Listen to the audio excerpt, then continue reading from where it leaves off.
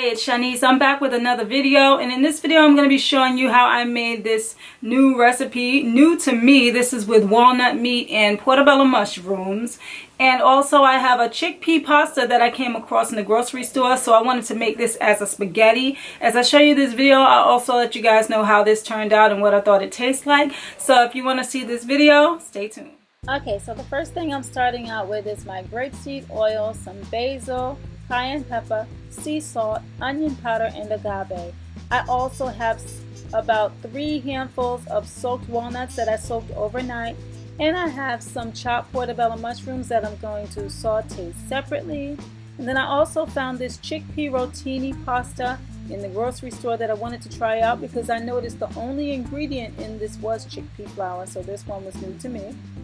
So I started out sauteing my portobello mushrooms separately, and I add a little bit of sea salt and I stirred that up together.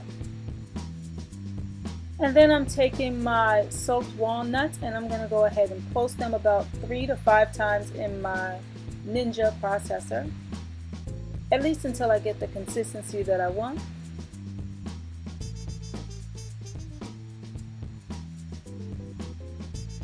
Okay, so this is how it should look after it's been poached. And I'm going to go ahead and pour this into my grapeseed oil in another pan and season this up with my seasonings and a little bit more oil. So I'm adding my sea salt,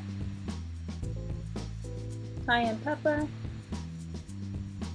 basil, and lots of onion powder. I really meant to make this with fresh veggies, but I didn't have any, and I stopped at the grocery store after work. I didn't know what I had, so that's why this came out like this. And I did burn this just a little bit, but I got curious and realized that this tastes really, really good. So what I did was I just had to add more oil to this and keep stirring it, you know, add more seasoning as I go along.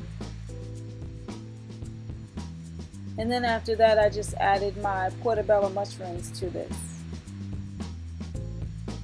So once I stirred that around, I ended up adding in my organic spaghetti sauce that I had gotten from the grocery store as well. And this tastes really, really good. I could see this in pastas, taco bowls, or tacos. And you can see here I also added some agave nectar. I really do like this walnut meat mixture, by the way. And from this point, I'm just going ahead and making the pasta. You do it just like you do any other pasta. You boil it, you strain it, and then I served it up with this bowl. I really did like this, guys. I really do think you guys should try this out. And I'll be doing this one again as well, but maybe a little better next time.